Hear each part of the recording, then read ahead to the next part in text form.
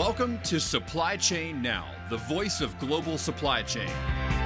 Supply Chain Now focuses on the best in the business for our worldwide audience, the people, the technologies, the best practices, and today's critical issues, the challenges and opportunities. Stay tuned to hear from those making global business happen right here on Supply Chain Now. Hey, good morning, good afternoon, good evening, wherever you may be. Scott Luton and Kevin L. Jackson with you here on Supply Chain Now. Welcome to today's show. Kevin, how are you doing today?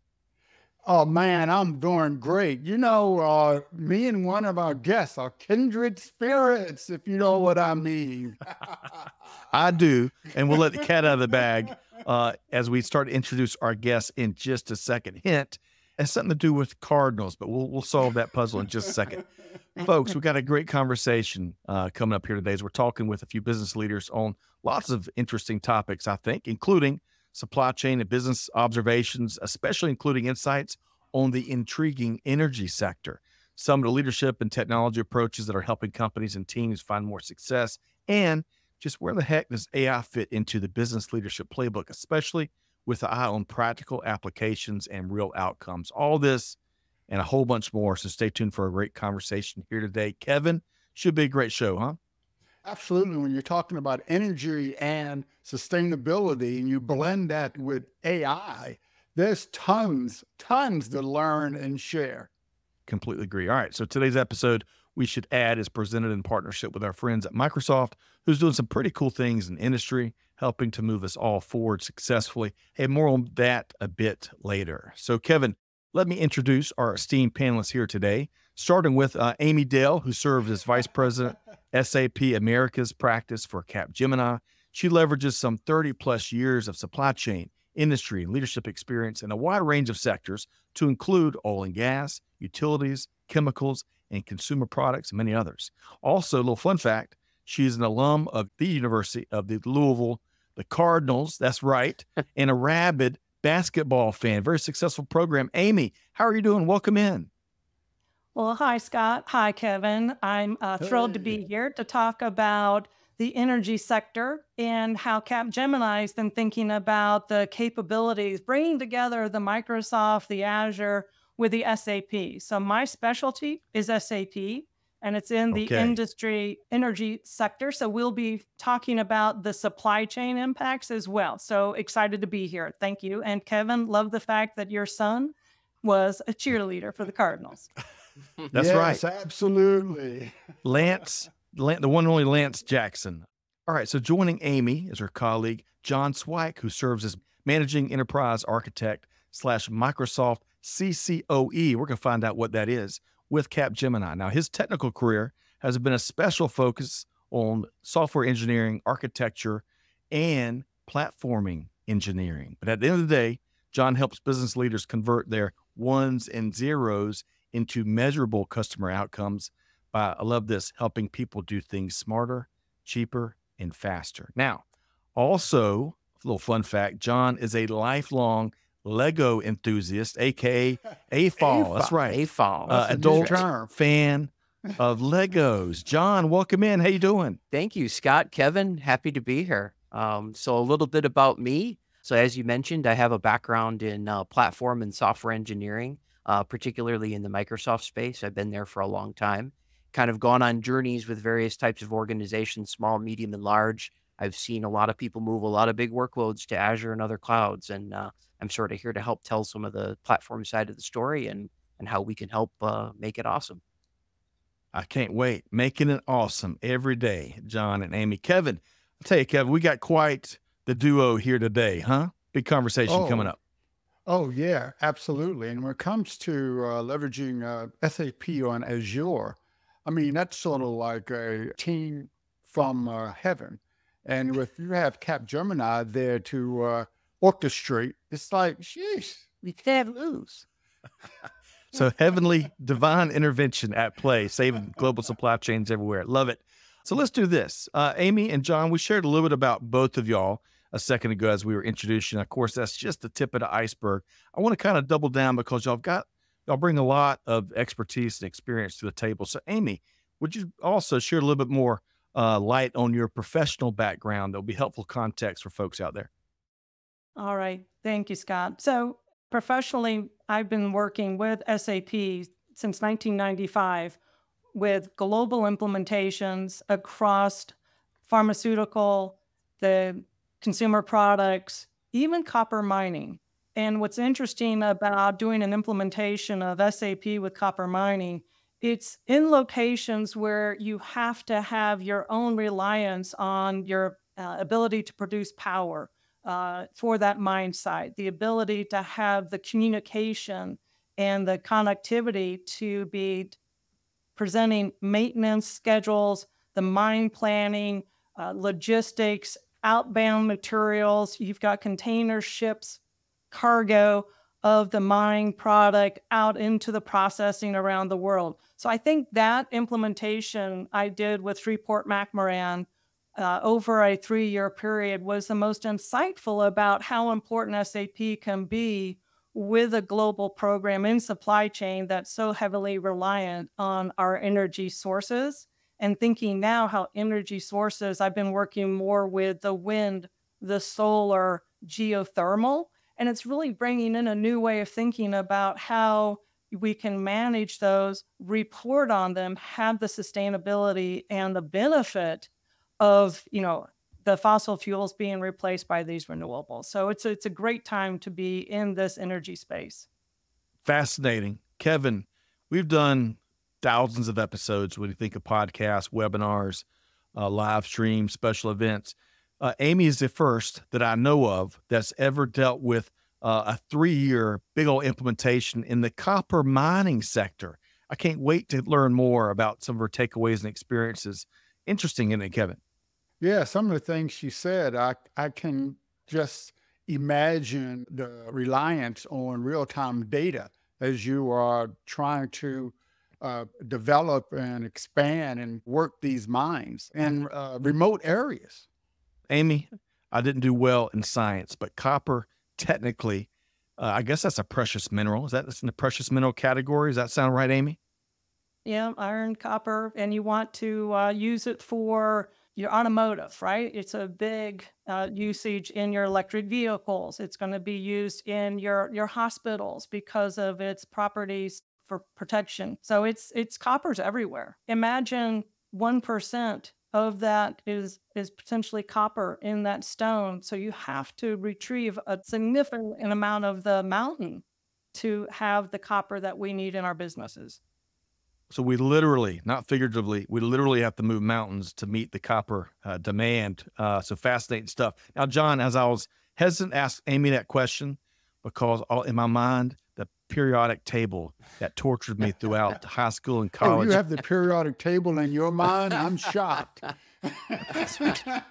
But John, if you would, just like Amy laid out there, tell us some more about your professional journey too, John. Sure, absolutely. So I've done a stint in a variety of different size organizations, but where I started my career was actually in the business in a company called Logistics Information Systems. I spent 6 years working on a problem around material resource planning and finished good planning distribution, solving the classic traveling salesman problem of how do you move raw materials to a finished goods material plant for process and discrete manufacturing, and how do you do it with the cheapest, least impact to fuel consumption and energy consumption and distribution costs and material costs. And all of that is kind of a proxy for a big data problem.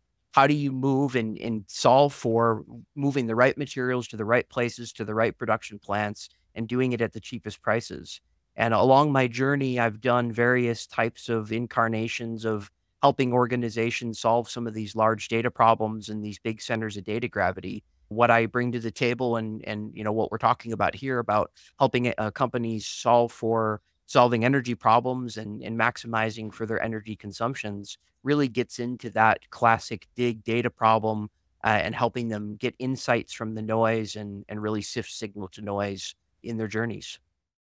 Oh, man. John, Kevin, we're assembling the start of a supply chain hall of justice here between Amy and John. Of course, Kevin solving big data problems and a whole bunch of other problems. Kevin, what'd you hear there from John? I don't know if he meant to do this, but I also heard a background in sustainability. That's exactly right. I did. Is that right? Yes. Yeah. Well, whole dimension of network strategy and solving for least cost and sustainability. Absolutely. Love it. And of course, we're living through the sustainability imperative. And for organizations that solve that successfully, there's all sorts of opportunities and demand there. So good stuff there, John and Amy and Kevin. Let's keep setting the table a little bit more. So, Amy, I'm going to switch over to you here. What are some of your observations as to the current energy landscape, especially with a tip of the hat towards the global supply chain management industry? Your thoughts there, Amy? It's an interesting time because we're in this energy transition. And you think about the world is trying to accelerate the adoption of renewable energy sources. And, with Capgemini, we've been looking at the projected peak of the fossil fuels is actually around 2030. So we have this opportunity right now where with the regulatory and the policies and the reporting are starting to permeate across more of the world. You're going to see more of the sustainability, the investments into the renewables, as well as then the shift away from those fossil fuels.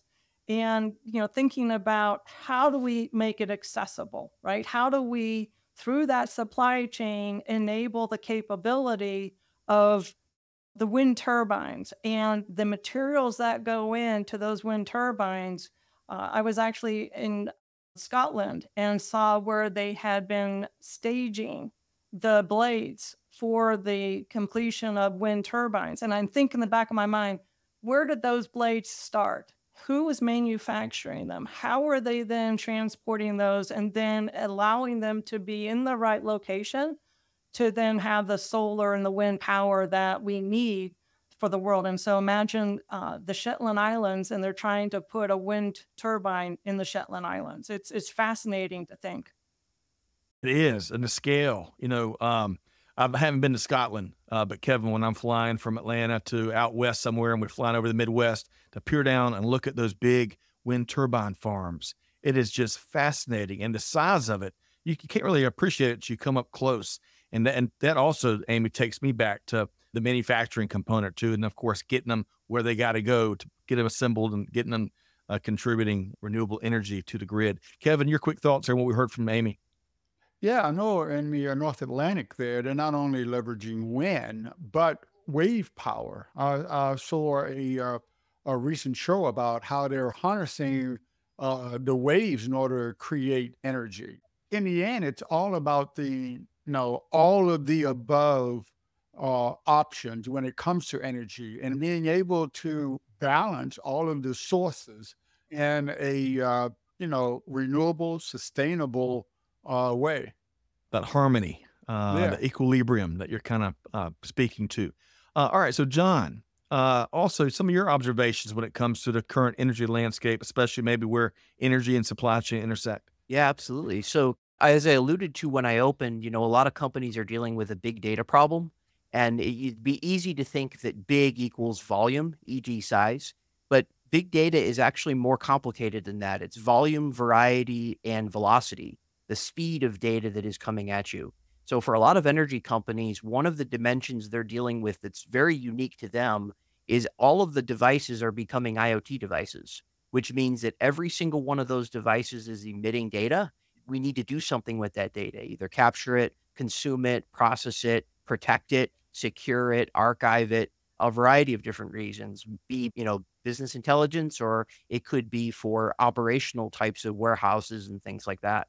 When I started my career in, process and discrete manufacturing, it was very common to have historians that would sit on production lines and, SCADA controllers, and they would do weekly data dumps or monthly data dumps. That's unheard of today in manufacturing. Now it's microseconds for that data to be, transmitted to wherever those ultimate data stores are. That's the expectation.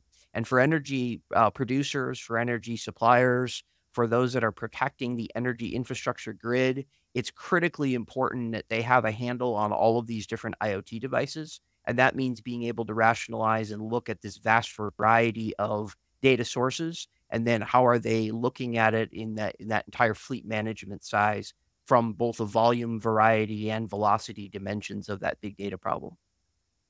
John, I love that volume, variety, and velocity, the triple V. And then the second thing, Kevin, that as John was sharing that, all those millions, if not billions of IoT devices is, of course, the ever-evolving cybersecurity challenges that we have, right? Kevin, your thoughts on what we heard there from John? Well, first of all, the volume of data is indeed a challenge, especially as you bring all of the IoT instruments online. But I think one of the biggest challenges is actually classifying that data and linking the data to the specific business processes so that you know why that data is important.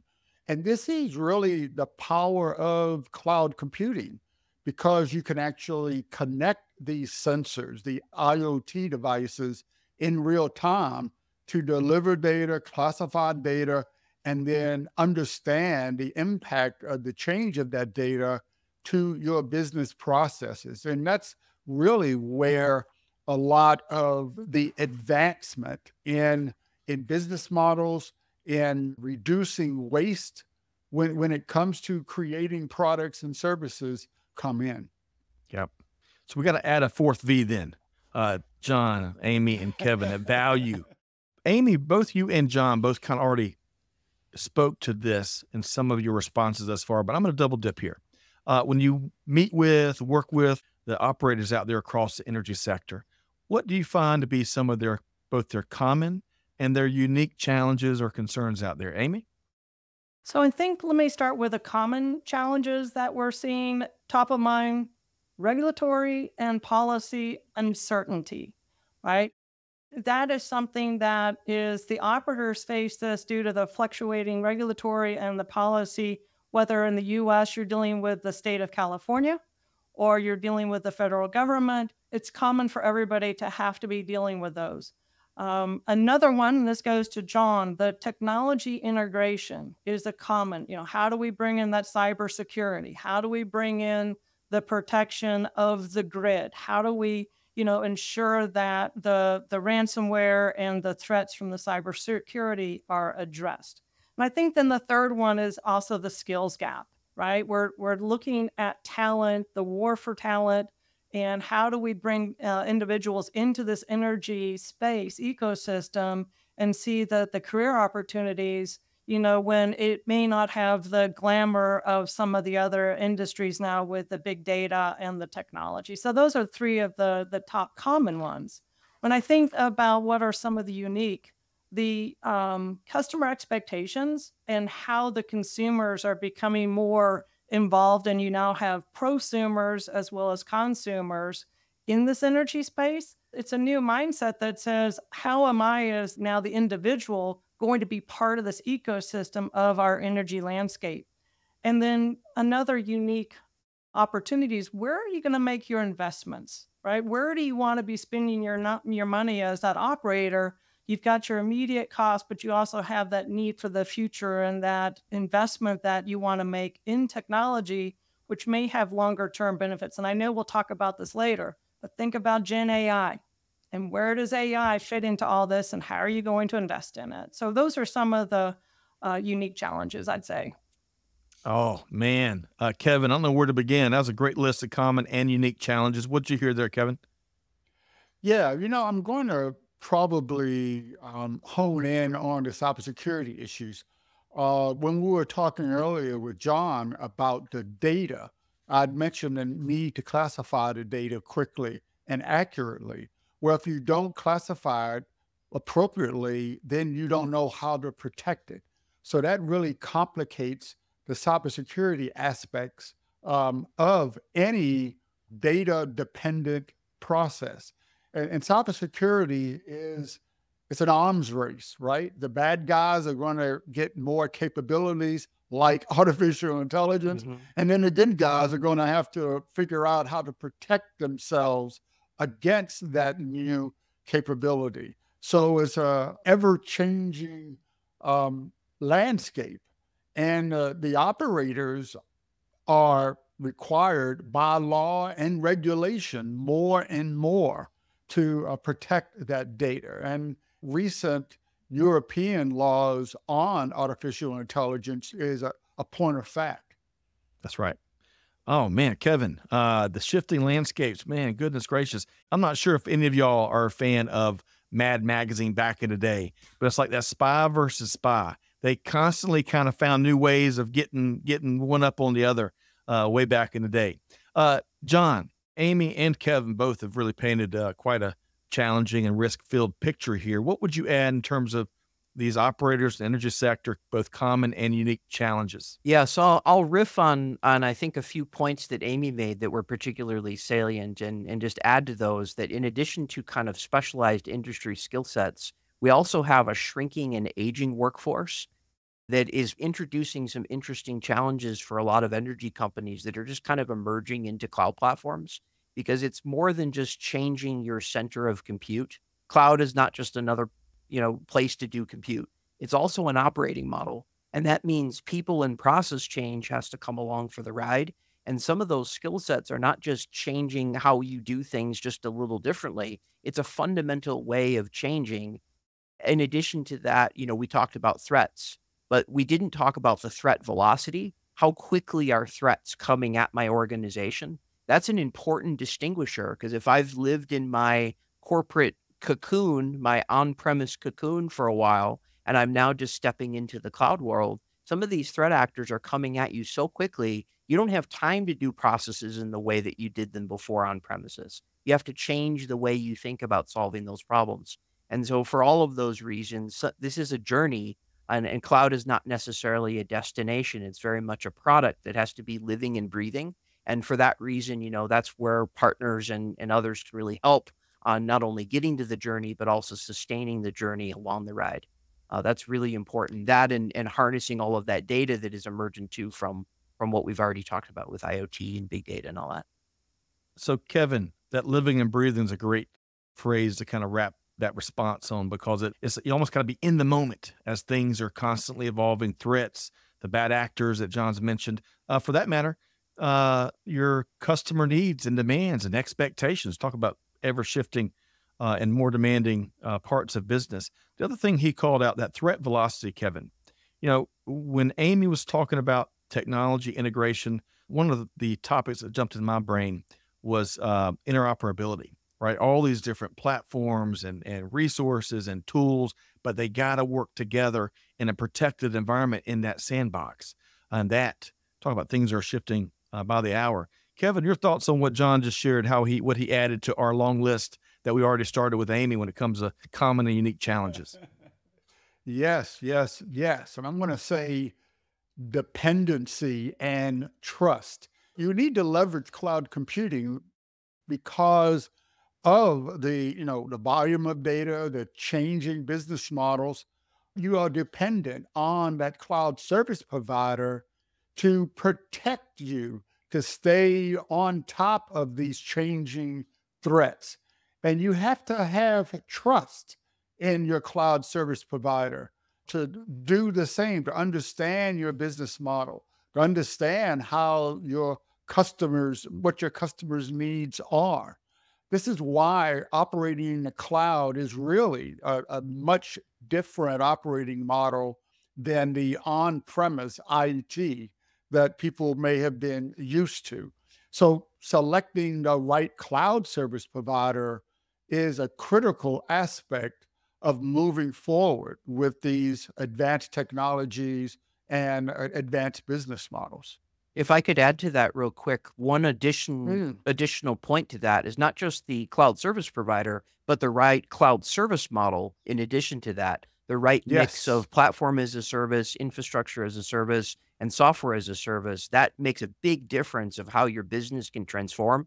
And that should be a key ingredient in kind of aligning your strategy as well.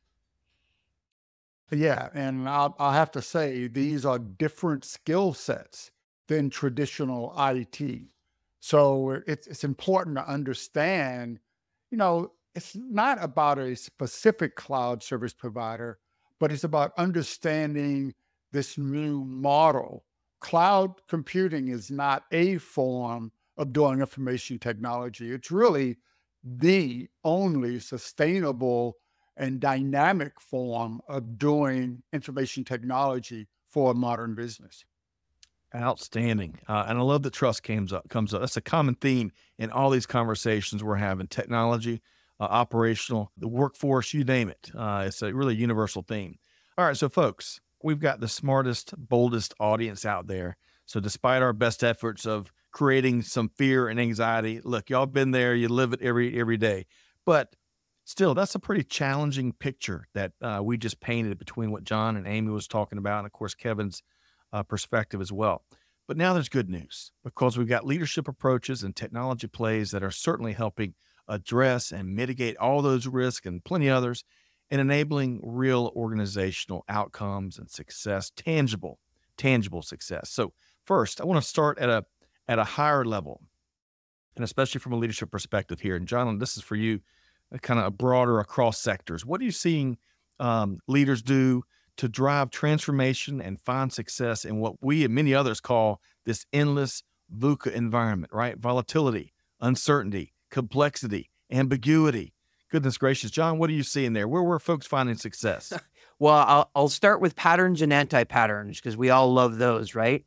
So one of the anti-patterns is to go it alone.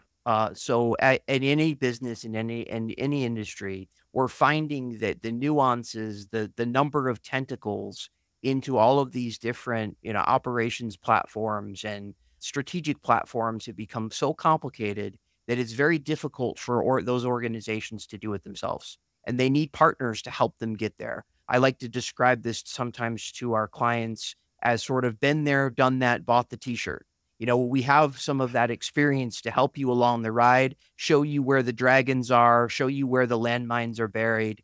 And it isn't just about having a partner. It's also having a partner that can kind of highlight to you where some of those strategic opportunities might be as well. It isn't just about avoiding problems. It's also about taking advantage of new business operating models. And with that comes kind of investments. And I mentioned before, choosing the right cloud service model. So what can I get out of when it comes to moving from IaaS to PaaS? That's a key element to a sustainability journey, because the data all shows that moving to platform as a service is substantially less carbon emitting than using infrastructure as a service and virtual machines as abstractions. The other angle to that is, where can I think about edge? Edge computing comes up a lot, especially in the Azure space with Azure Stack Hub and Azure Stack HCI, Azure Stack Edge. Those capabilities are unique into different ecosystems, and for every cloud provider, there's equivalents. But those are key capabilities that leaders are thinking about, that can think about their cloud as a cloud of clouds, and not just thinking about it as sort of a one-time investment. We've moved our center of compute, we've washed our hands, now we're done with cloud. No, it's an ongoing journey that requires care and feeding. Those patterns are good ones for organizations and leaders to get into, framing it as a program, framing it as a long-term journey, rather than framing it as a project that begins and ends.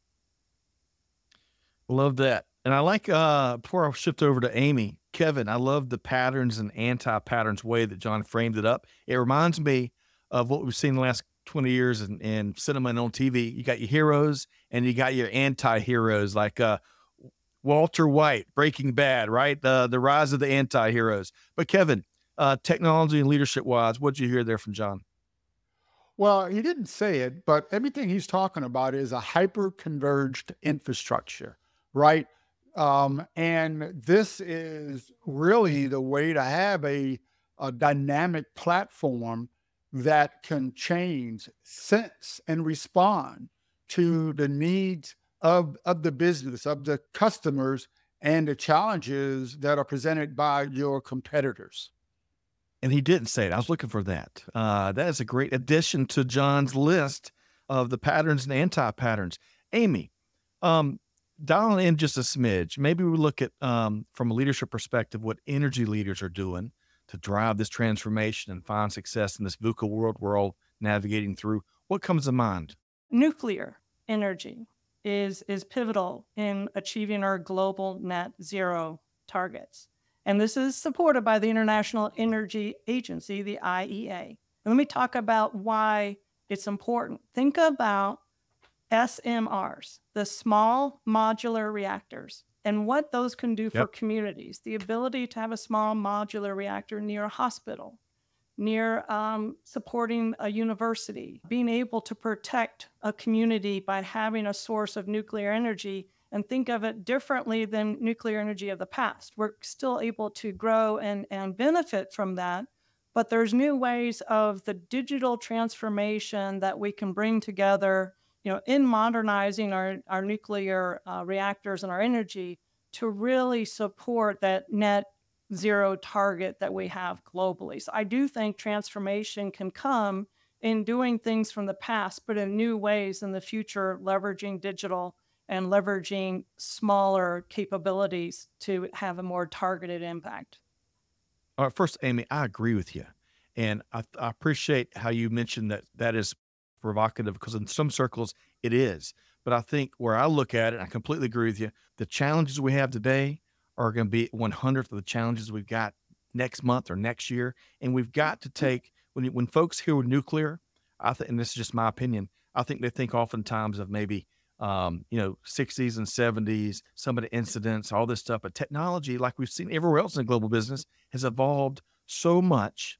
And nuclear power offers so much benefit and power in a far safer way that it makes so much sense on so many different levels, including the SMR, the small modular reactors that present major tactical gains for infrastructure everywhere. And we've got to, if we're not having these conversations and exploring these provocative ideas and revisiting some old technologies that have been transformed into the opportunities they are now, I think we're approaching it wrong. That's just my opinion. Kevin, when it comes to nuclear opportunities and what Amy shared there, what are your thoughts? Well, first of all, I want to just highlight, Amy said the magic word, digital transformation. Okay? And this is a dynamic thing that always changes. And you have to always have your eyes open and your mind open so that you can accept the possibility of change.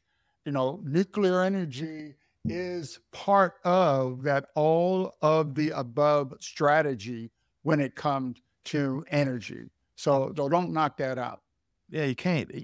One, not to beat the dead horse here, but to our listeners and viewers out there, if you haven't, between the U.S. and several handful of countries have all committed to reinvesting in big ways into exploring and delivering nuclear power to meet some of the immensely growing demands that we're going to have as it comes to the global energy needs. Amy, anything else you want to add in terms of what you're seeing energy leaders use to navigate through this VUCA environment?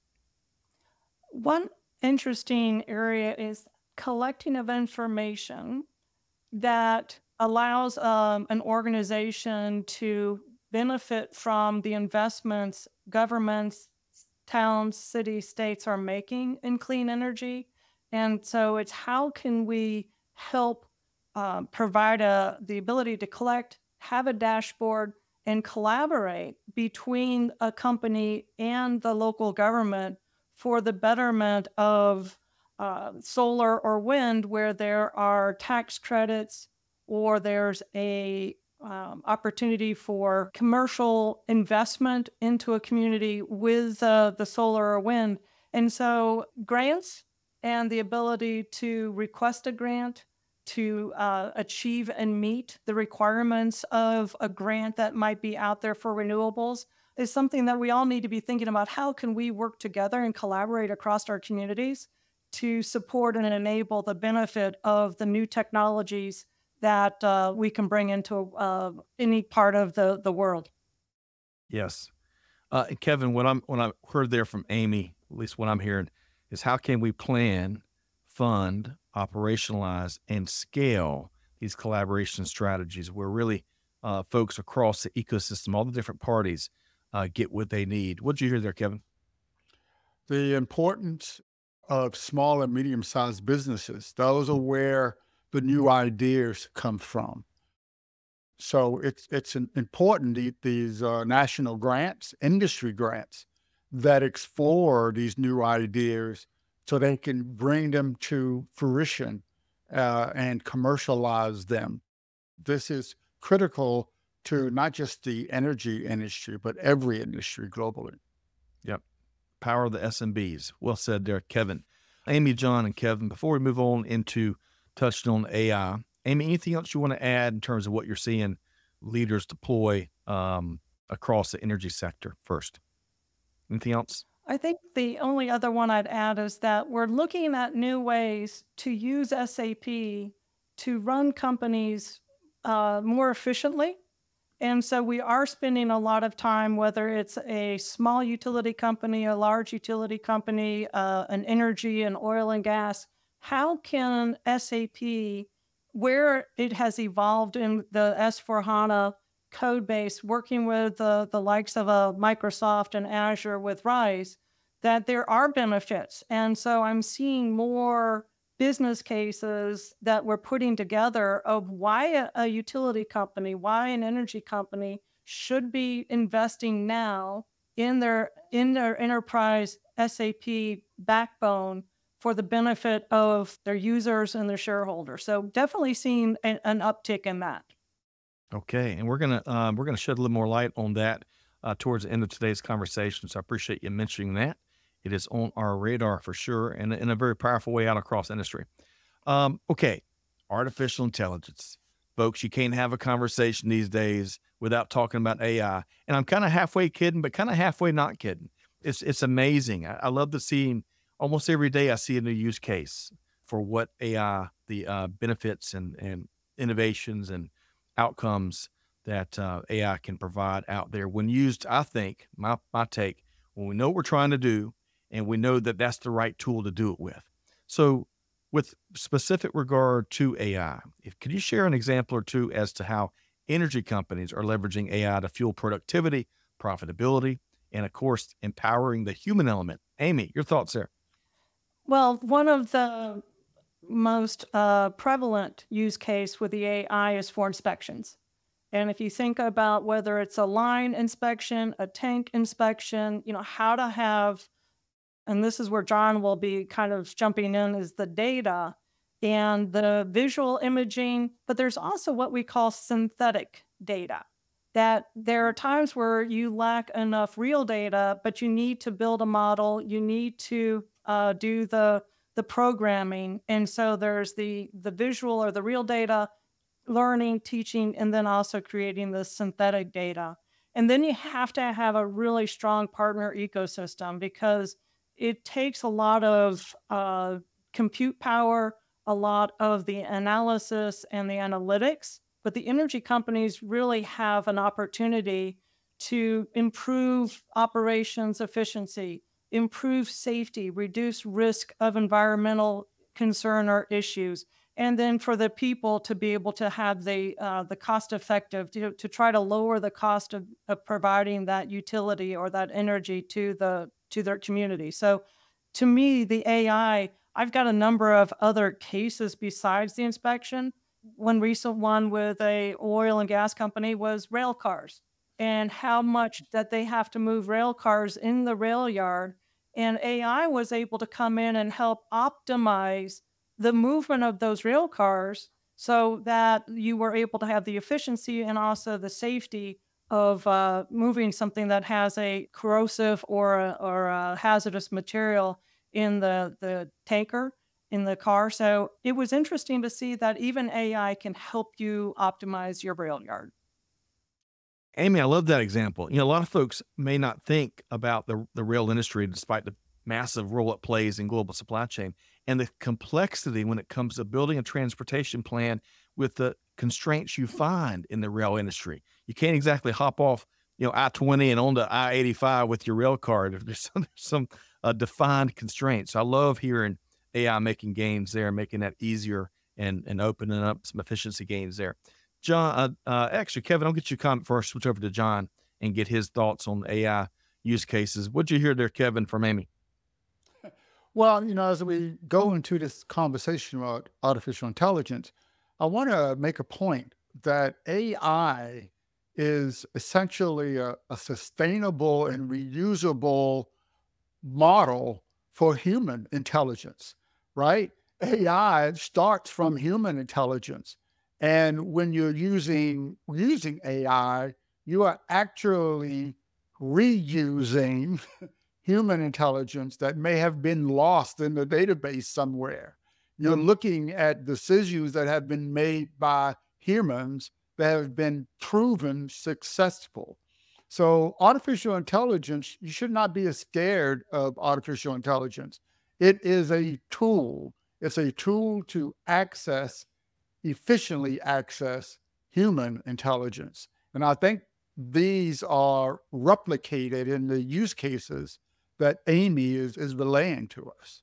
Agreed. Kevin, that's one of your go-to themes. Don't be scared, folks. Lean into the opportunity. I love it. I love it. All right. So John, Amy shared a couple between the inspections and the rail car application. Love that. Touched on synthetic data. What else do you point to when you see really cool use cases where AI is bringing productivity, profitability, and empowering the human element to the table? Sure. So we talked about AI kind of being a broad field, being classic machine learning to generative technologies to predictive analytics, predictive maintenance. But I'll pivot back to a conversation earlier and then bring it back, which is around, as organizations are moving on their cloud journeys to various cloud platforms, sometimes they'll get their cloud bill and they'll say, oh, wow, that's pretty expensive. We should implement some kind of a financial operations solution to minimize our cloud cost. Well, as they go on that journey, it turns out that the same meters that are used for measuring their cloud costs and more broadly cloud economics are also meters that impact sustainability and operating your ecosystem and your estate in a sustainable way. And one of the places where AI is emerging as a very interesting way of sort of dog fooding your own AI is, where can I trim waste? Where can I get rid of waste? And that comes in various forms, from obvious, shutting down machines, but more interestingly, where are there constraints in my platform? Where do I need to give the platform more resources because it's constrained? And it's not just necessarily about cost reduction. It's about optimizing the broader estate for the various types of use cases. So I think AI has, not only the potential to, and actually is, right now helping with problems around, the predictive analytics, the predictive maintenance, but it also has some very interesting angles in running my business operations as efficiently as possible by really removing the cost of waste out of the system, be it from manufacturing facilities, but also into kind of the IT transformation model that we talked a lot about. Kevin, John brought several thoughts to my mind. One of them, though, I got to ask you, John. You used a phrase that was new to me. You said dog food in your own AI. What does that mean, John? It means using your own technology to kind of prove the value. So when you're dog fooding the AI, you're kind of saying, all right, IT, we're going to apply AI to IT first to see if we can reduce some of our costs before we go deploy these things onto some of the business operations. And there's, a variety of different machine learning models that you can bring to bear to kind of solve for some of those problems in various domain-specific applications. But hopefully that makes sense. That makes sense to me. I appreciate you breaking that down. And then secondly, Kevin, kidding aside, what John touched on there, we've had a lot of great conversations as part of this series, including a manufacturing leader, technology leader with Georgia Pacific, who was using AI in such a targeted, practical way of really connecting with his team members on the factory floor to figure out, okay, what can we do? What problems are you solving? And then we're going to apply the right tool, oftentimes AI, in that conversation, and making their days easier and safer and more productive. That is like music to my ears. But Kevin, what'd you hear there from John? Well, it's important also to note that artificial intelligence gives you visibility into your business process by providing data so that you can make informed decisions about your business processes. And it's the visibility that drives sustainability, knowing where your waste is, knowing what part of your process is not contributing to the delivery of the product or delivery of the service. That visibility is something that's key to any executive being successful in their industry. That's right. If you can't see it, you can't manage it, or at least it's really challenging to. All right. Hey, Amy and John, y'all brought it. I loved y'all's ideas, and especially the practical examples of how some of the organizations in your ecosystem are leveraging AI in powerful ways. Let's switch gears a bit here. John, if you would, shed a little bit light on Capgemini's long-standing partnership with our friends here at Microsoft. Absolutely. So Capgemini and Microsoft have been partners for 25 plus years, but it's got to be longer than that. And we have been partners with Microsoft across every single business domain you can imagine, from cloud platform to Dynamics 365 to Microsoft 365 to Teams and Teams Voice and all sorts of different avenues that we partner with Microsoft to bring capabilities to market. One that I'll highlight is we just received, and we're honored to receive, a Partner of the Year award for our SAP to Azure migration out, Congratulations. out of Capgemini, Japan.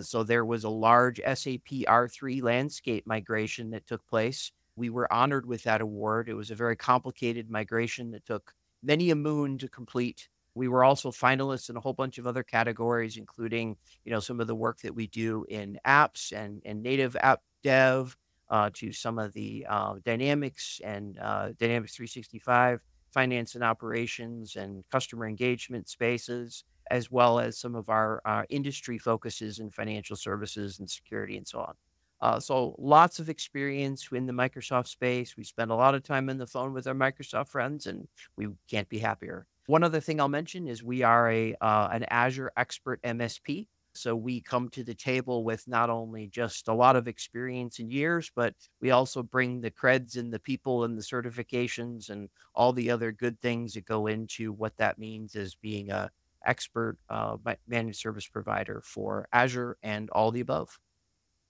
All right. Well, congrats on the big Partner of the Year distinction. That is massive, a massive accolade. And secondly, if I'm hearing you correctly, seems like Capgemini and Microsoft are kind of like peanut butter and jelly in terms of how long the relationship has gone.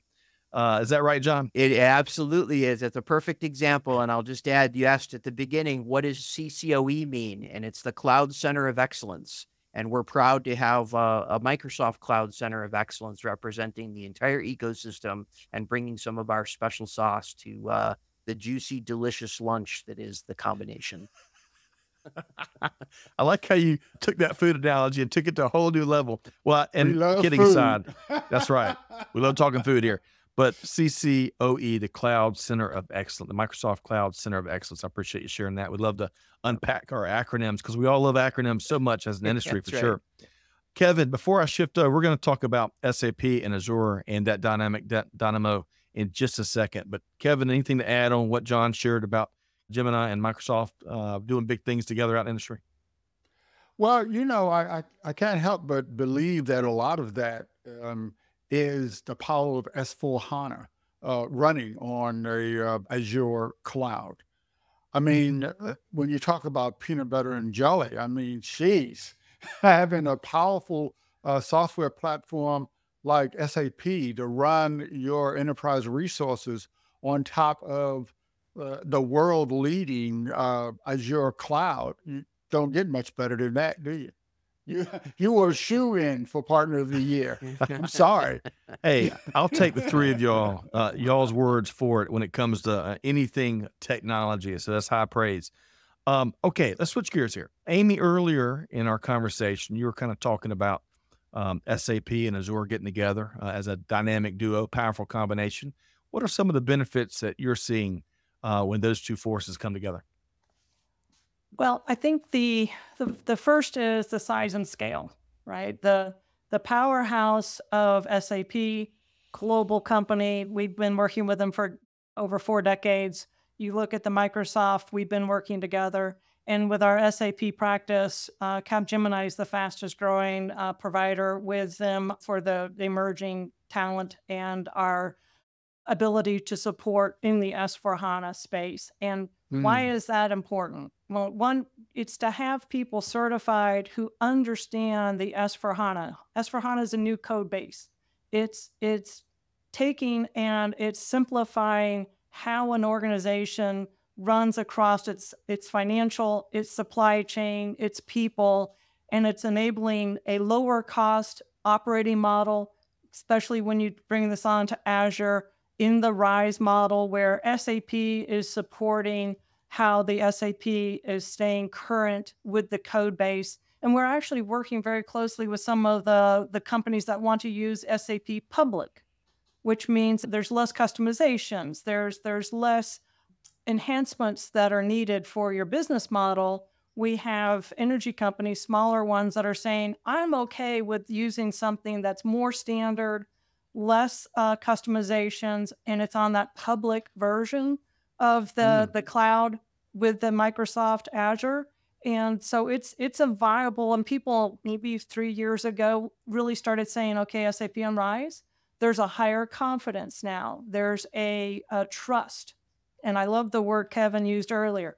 There's a lot of trust that has to come in when you're going to take your company and you're going to go and you're going to put it into this platform and you're going to put it on the cloud. You're going to be depending on the Capgemini, the SAP, and the Microsoft to make it successful so that you're able to operate efficiently, gain the benefits for your people so that they're spending time on the important, not the unimportant tasks and activities.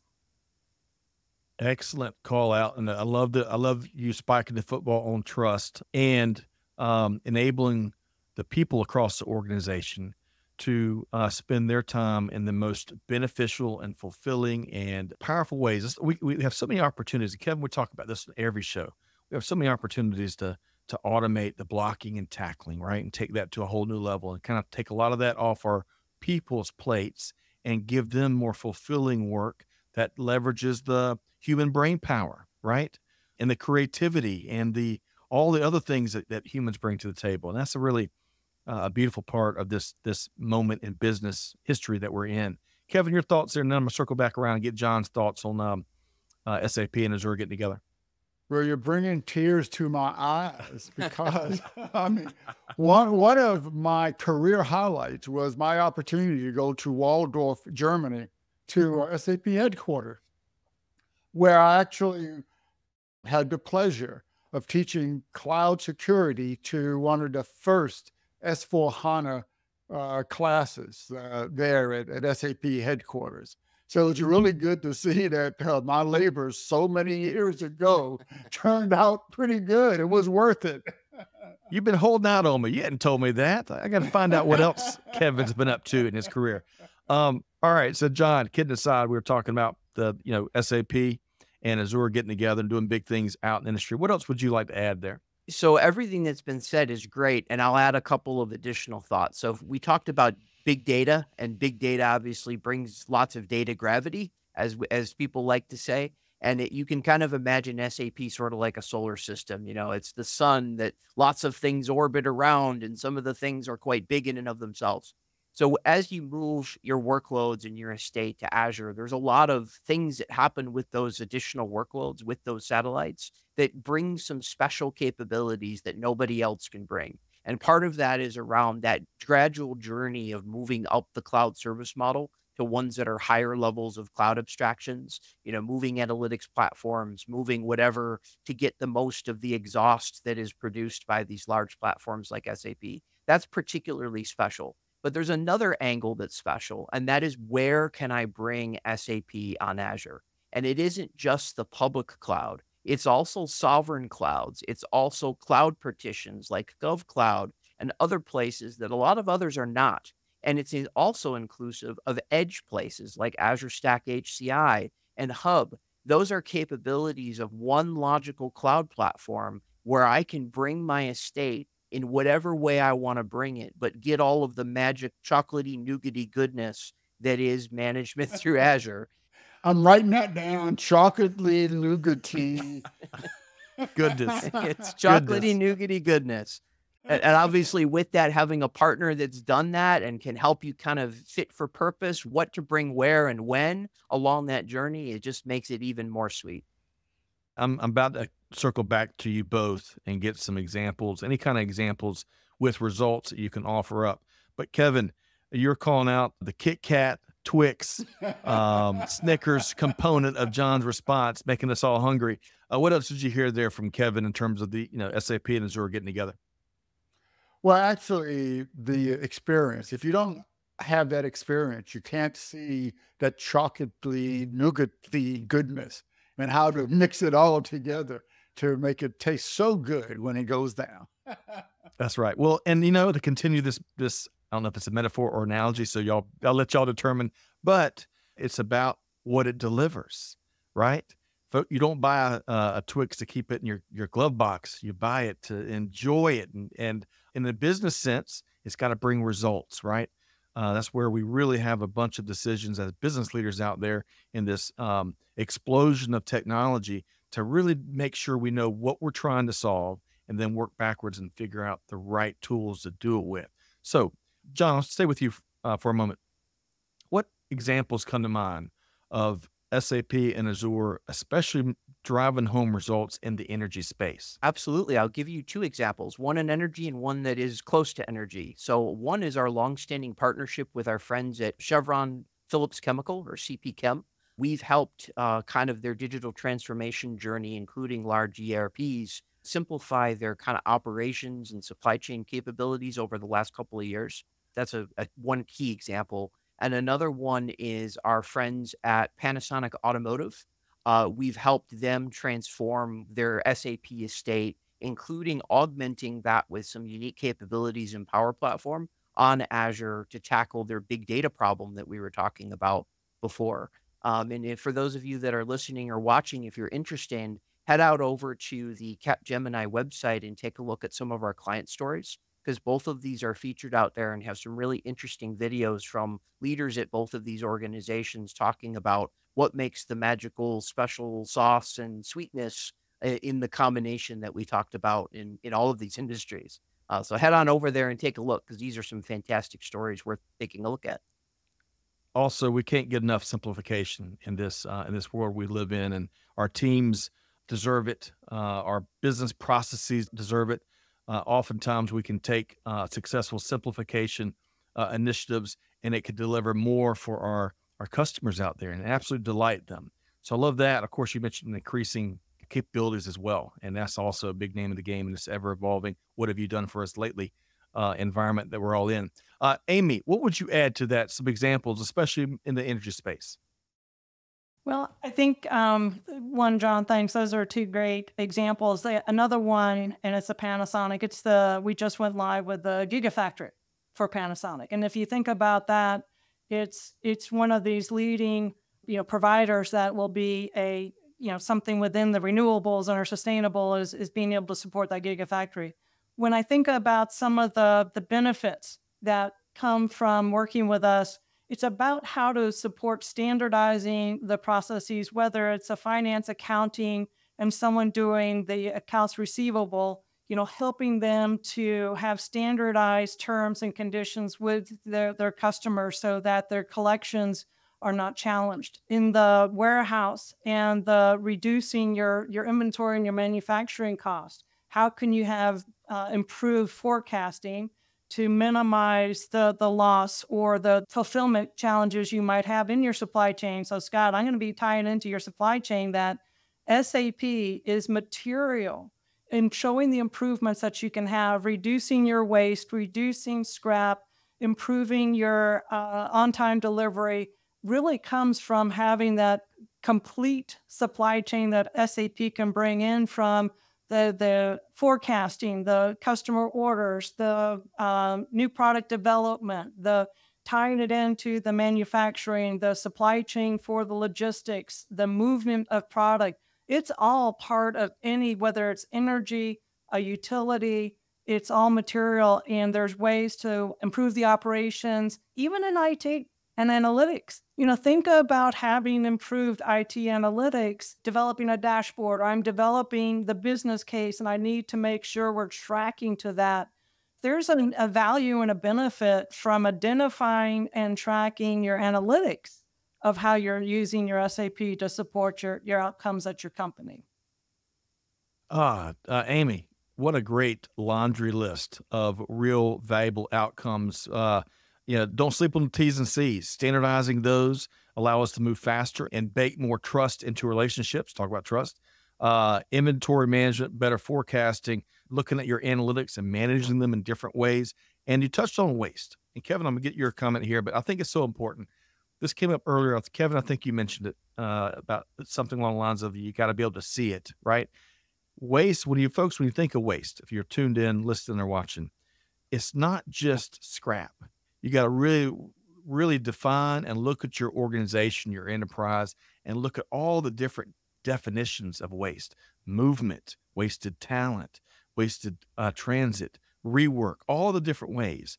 And when you're able to look at waste differently, look at your organization differently, you'll be surprised what you can find and then eliminate that will create a more efficient organization. It's probably typically easier for your team to put in a position to be more successful. So good stuff there. Amy, you and John. Kevin, what'd you hear? John and Amy both gave us some examples of what they're doing and some of these technologies getting together and moving mountains out there in a more figurative sense, not the copper mining example I found so fascinating on the front end of the show that Amy was sharing. But what'd you hear there, Kevin? So let's simplify this. SAP gives you the data that provides the visibility across your supply mesh. And that's what you're doing, right? Once you have that data, you get that visibility across what your partners are doing, your suppliers are doing, and what you are doing. And that gives you the visibility needed to make the right decisions at the right time. That's right. And be more confident in them, which is important in the equation as well. Beautiful simplicity. Amy and John, and Kevin, what an outstanding conversation here today. I wish we had a couple more hours. I find what you are doing fascinating.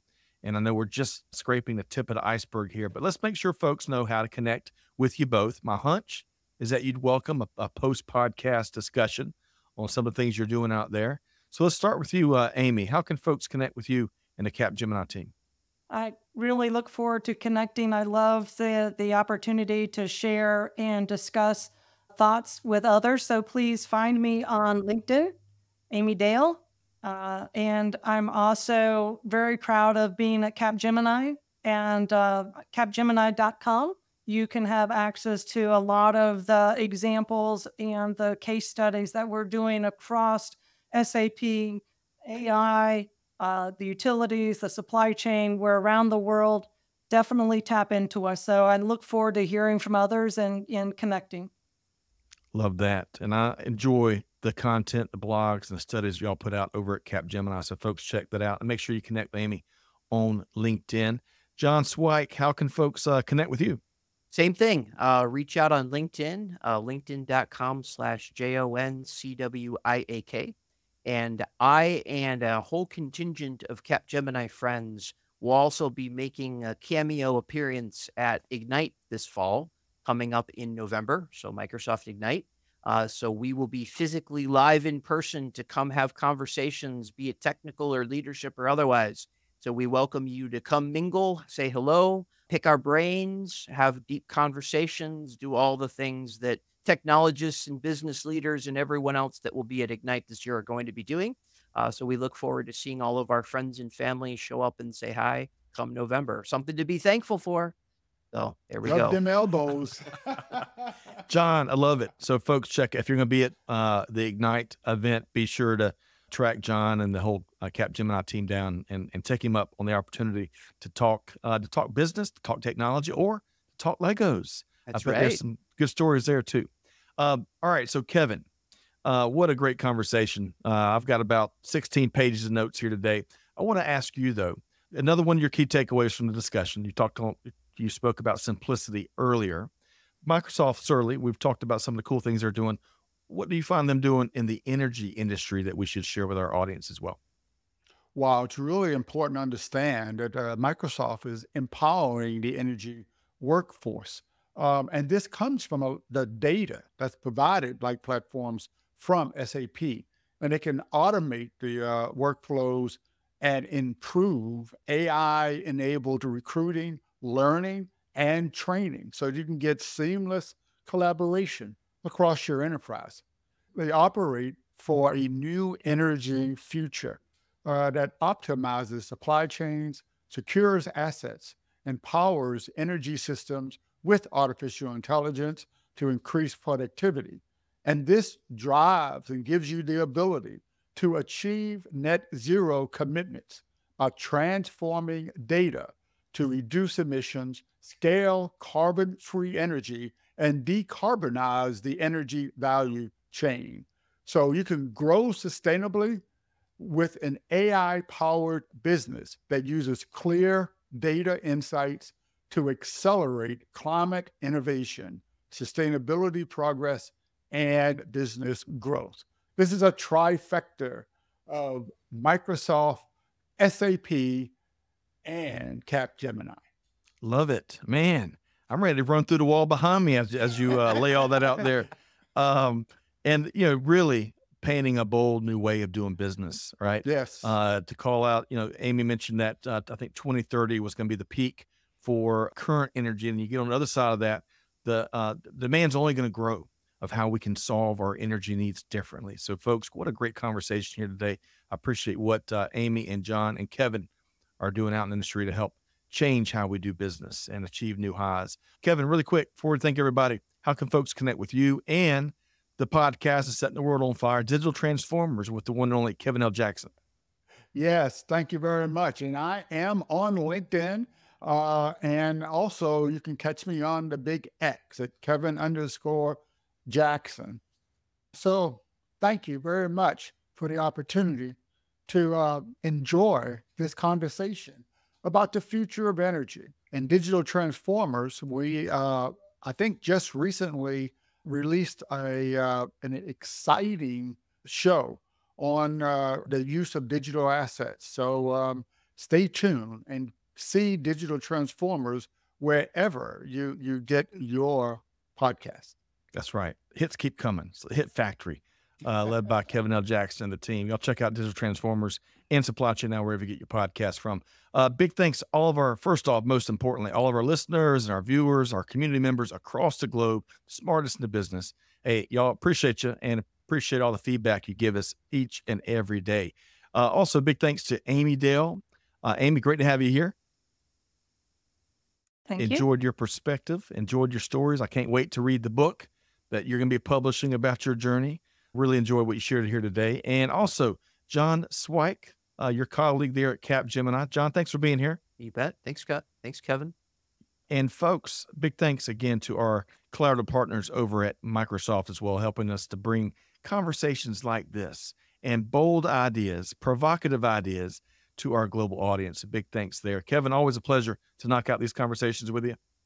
Yeah, go Louisville. That's right. To all the Louisville fans out there across our global audience, hey, go Cardinals for sure. Hey, really appreciate everybody out there. Hope you enjoyed this conversation as much as I have. Be sure to find Supply Chain Now and Digital Transformers wherever you get your podcast. But here's your homework. You got to take one thing. Tell you, Amy and John and Kevin, as I mentioned, I got the 16 and a half pages of notes, lots of actionable insights. Take one thing, go put it into action. Deeds, not words. Your team and your customers, your suppliers, your ecosystem's ready to change how business is done. And we got to take the first, if not the first 17 steps. But whatever you do, on behalf of the entire team here at Supply Chain Now, Scott Luton challenging you, do good, give forward, be the change that's needed. We'll see you next time right back here at Supply Chain Now. Thanks, everybody. Thanks for being a part of our Supply Chain Now community. Check out all of our programming at supplychainnow.com and make sure you subscribe to Supply Chain Now anywhere you listen to podcasts. And follow us on Facebook, LinkedIn, Twitter, and Instagram. See you next time on Supply Chain Now.